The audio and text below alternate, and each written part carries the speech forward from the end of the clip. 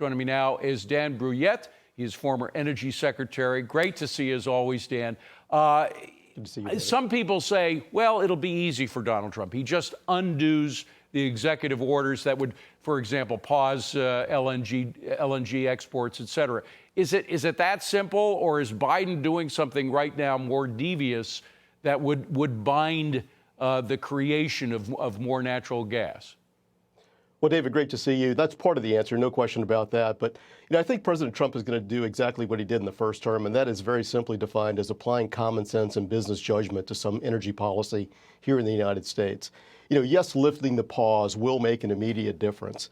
Some have argued, I saw the DOE report that came out a week or so ago that suggested that perhaps we've reached peak natural gas use around the world. Therefore, the world will be awash in gas. We don't need any more. That's simply incorrect. Demand is going up in Japan. Demand is going up in Europe. Absolutely. And the business judgment here that I think President Trump will apply is that those demands should be met with U.S. LNG, should be met with U.S. natural gas production. Which is clean, which is cheap, which is plentiful in the United States, and which would make a lot of America, which would make the country as a whole richer. And the bottom line is, you're absolutely right, the whole world is going to need a lot more energy as we go to AI because of the data centers, et cetera. And you're not going to get it from windmills and solar energy, right? I mean, you just can't. No, you're not going to. And as we talked about last time, the reason is very simple. I mean, windmills and solar, they have a capacity factor of about 30 to 35%, which means they're about 30% efficient. So whatever you see as the cost of solar or the cost of wind today, you should multiply that by at least 3. Because if you want your lights on 24 hours a day, 7 days a week, 365 days a year, you're going to need to buy expensive battery storage, or you're going to have some other alternative, another windmill, another solar panel, something that you can place somewhere else to catch the wind. Or guess what? You're going to be backing that power up with natural gas, which is the logical thing to do. And I think what you're going to see the president's nominee, Chris Wright, and others, Doug Burgum, pursue as they come into office on January the 20th. And by the way, we should mention that concerning wind energy, which is a lot of people have been saying, a lot of green folks have been saying that's the solution.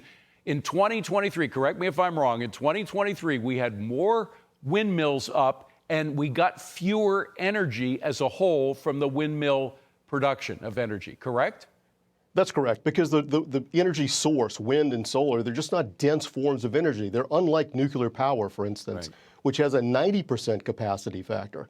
So they're not as dense, and you're not going to get as much energy out of them as you would from other sources. By the way, nuclear energy, would that fill, if people are absolutely adamant against any kind of fossil fuels, including natural gas, would nuclear be enough to fill the void with all the new energy we're going to need?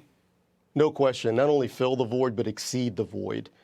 It's perhaps the most dense form of energy that we know of here on Earth, and it's clean and it's available, so we should pursue it. All right. I want to switch to EV mandates. We only have about 30 seconds here, but the bottom line is, as Trump begins to end these EV mandates that force car companies to put more money into something that they get less money from because people don't want EVs as a rule.